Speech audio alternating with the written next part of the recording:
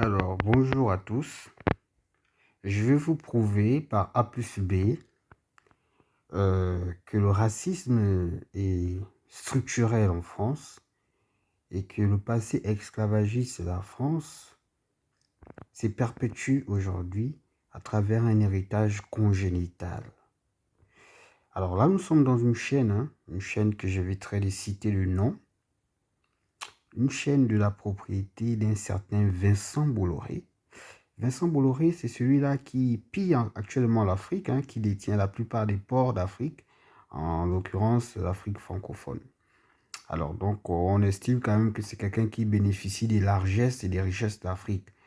Mais bizarrement, sa chaîne est une chaîne, on va dire, de propagande qui cherche toujours à justifier des propos racistes, xénophobes et négrophobes contre les Noirs. Alors, je vais vous prouver combien de fois les Français sont hypocrites, négrophobes et racistes. Ils vont, à travers cette vidéo, vous le démontrer. Alors, avant de vous faire passer la vidéo, j'aimerais d'abord expliquer le contexte. Nous sommes dans un contexte où la France a participé à l'esclavage, où elle a construit une partie de sa richesse, sinon même la grande partie de sa richesse. La France qui détient des territoires aujourd'hui qui étaient des plantations d'esclaves. On a la Martinique, la Guadeloupe, c'est-à-dire qu'une bonne partie de sa population qui a été victime de cette atrocité. Vous comprenez?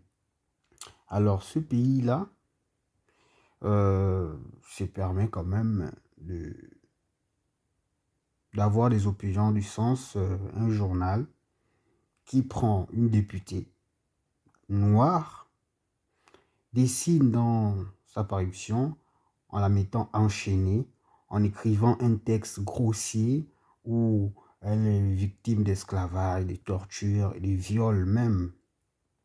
Ensuite, les gens s'insurgent, mais vous allez voir à travers cette petite vidéo à quel point la France est raciste. Écoutez. C'est qu'effectivement, cette polémique dépasse l'entendement, quoi, maman, on a l'habitude. Et effectivement, surtout moi, ce qui... On fait d'abord pause. Vous voyez avec quel mépris elle dit. Elle dit, bon, on a l'habitude. Cette polémique dépasse l'entendement, on a la nature, on a l'habitude. Donc, c'est-à-dire que les gens qui prennent une femme noire députée, et qui la représentent en esclave, disent, bon, c'est une polémique, bon, c'est juste une polémique. Mais c'est-à-dire que ces gens n'ont aucune empathie. Ils ne savent même pas à quel point les gens peuvent être blessés.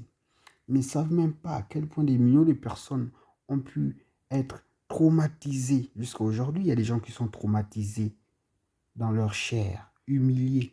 Il y a des gens qui vivent encore avec les stigmates de cette horreur absolue. Mais en tout cas, on va écouter ce qu'elle va dire, ses justifications.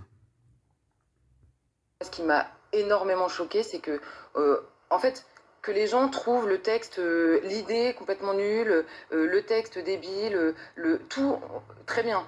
On peut critiquer absolument de bout en bout.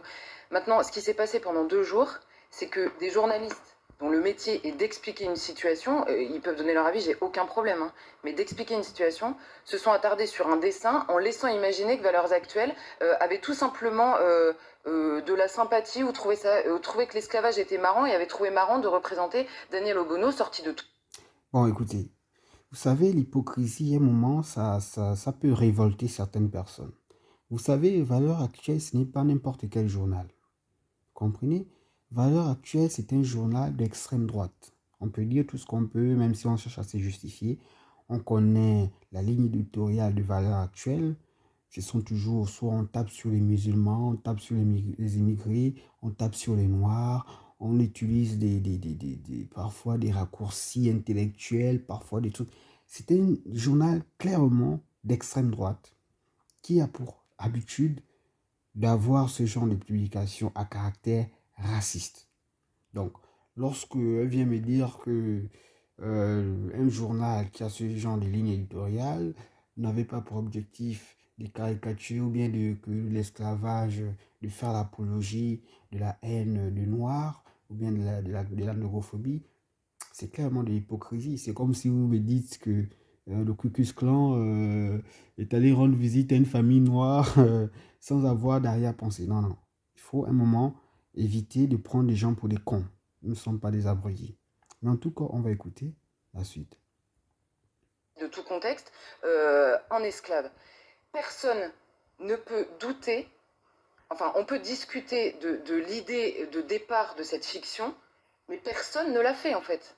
Moi, c'est ça qui m'a rendue folle, en fait. Et du coup, aujourd'hui, on nous fait un procès qui n'a absolument aucun sens, franchement, qui n'a aucun sens. Et effectivement, dans la France de Charlie, à chaque fois, en fait, c'est toujours la même histoire, quoi. C'est qu'il y en a qui ont le droit et il y en a qui n'ont pas le droit. Point. Bon, voilà, elle parle d'un droit, c'est-à-dire que pour eux, en fait, ils revendiquent juste un droit de se moquer de l'esclavage, des gens qui ont été réduits en esclavage, c'est ça, ils réclament ce droit-là.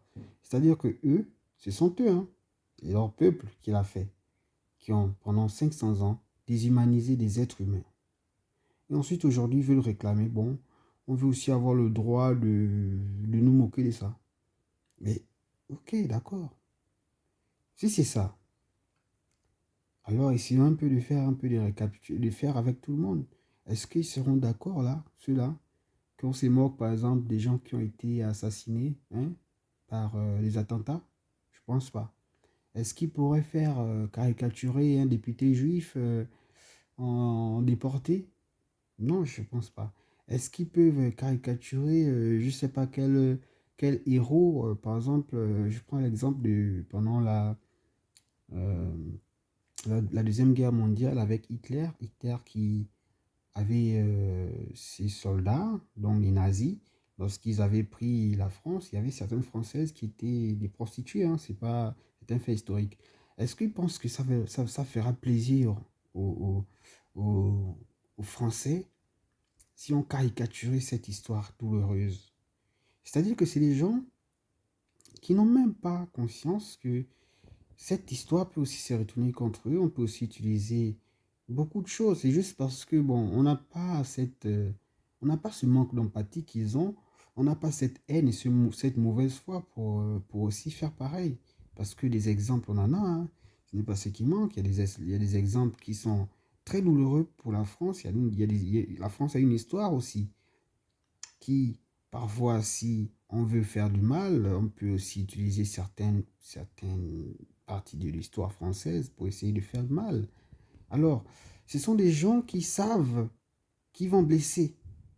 Et ensuite, qui viennent dire, mais on a aussi le droit de blesser. On a aussi le droit de faire du mal. On a le droit de nous moquer des crimes qu'on a commis, les crimes du passé. Non, madame, vous n'avez pas ce droit. Parce que c'est déjà non seulement insulter la mémoire de nos ancêtres, mais c'est aussi se foutre de nos gueules et c'est aussi attiser la haine. Parce que l'esclavage, c'est une histoire douloureuse. Ce n'est pas un jeu, ce n'est pas une opinion. D'ailleurs, en France, c'est un délit, le racisme. Mais on va un peu écouter ce qu'elle va dire après. Point barre. La société médiatique choisit ses victimes, c'est ce que je disais Évidemment. hier, et que Daniel Et en plus, Obono quand est on une voit victime, même si le dessin est inapproprié. Mais et moi, je d'une trouve que quoi qu'il arrive, il est inapproprié. Bon, c'est vrai, le dessin est inapproprié, mais bon, bon, ok, c'est vrai, mais c'est-à-dire que ces gens trouvent toujours des exemples, c'est-à-dire des situations atténuantes. Oui, c'est vrai, c'est raciste, mais c'est blessant, mais on veut quand même essayer de faire, on veut quand même continuer de le faire. Voilà pourquoi on vous dit que la France est xénophobe, raciste, structurellement négrophobe. Là, je viens juste de vous prouver, nous sommes sur un grand média, à une heure de grande écoute, avec des gens qui parlent. Il n'y a pas de contradicteurs, il n'y a pas un représentant qui vient aussi essayer. Parce que, vous savez, ce sont ces gens-là, en fait, qui attisent la haine dans leur propre pays. Hein. Moi, personnellement, ça me fout rien. Hein. Moi, je ne suis pas français. Et ce sont ces gens qui attisent la haine dans leur propre pays.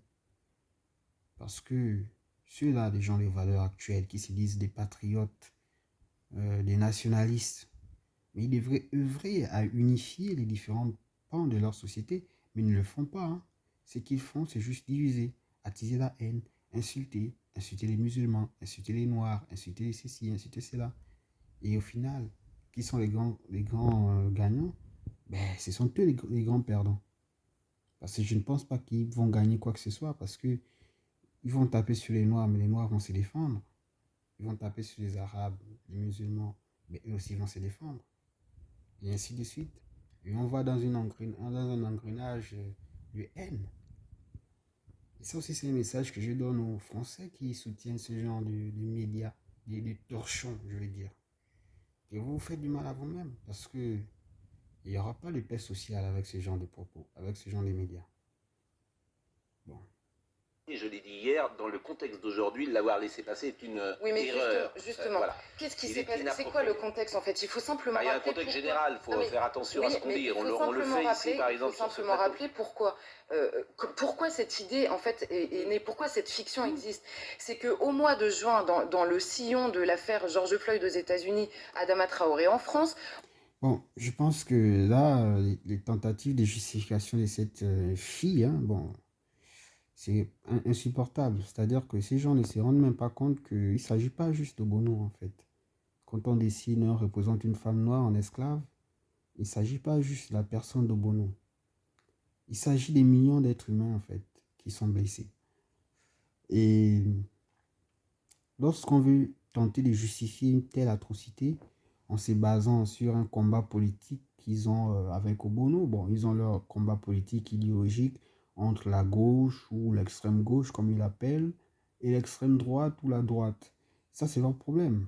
Il y a plusieurs manières d'atteindre Obono par son idéologie, en opposant ses idées, en mettant de la contradiction.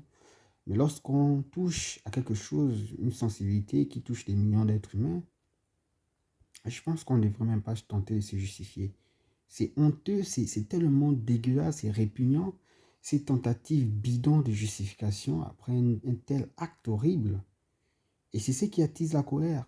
Parce que là, on voit là, c'est juste des blancs qui sont en train de bon, discuter. Il y a quelqu'un qui essaie un peu de remettre les choses au bon fixe, mais sans mettre vraiment de la vigueur. Il y a l'autre qui est en train d'utiliser des tentatives bidons en essayant de nous dire que bon, Bono, elle le mérite parce qu'elle est peut-être ceci. Non, non, madame. Il ne s'agit pas de Bono.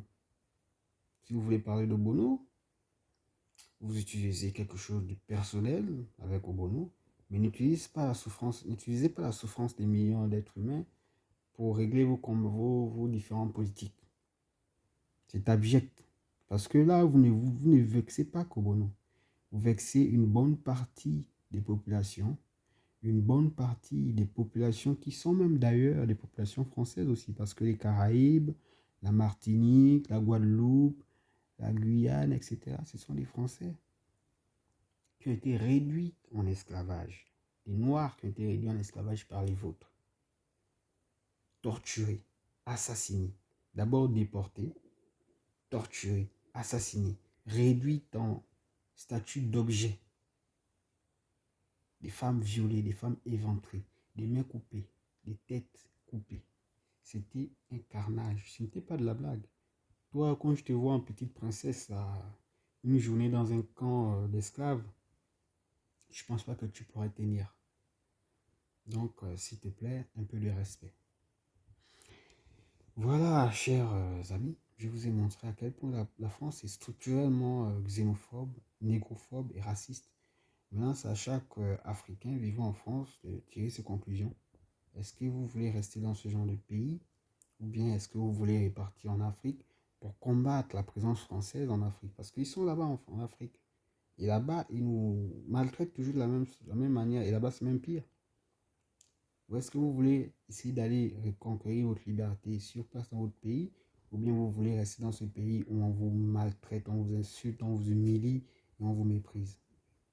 Là, la balle est dans votre camp.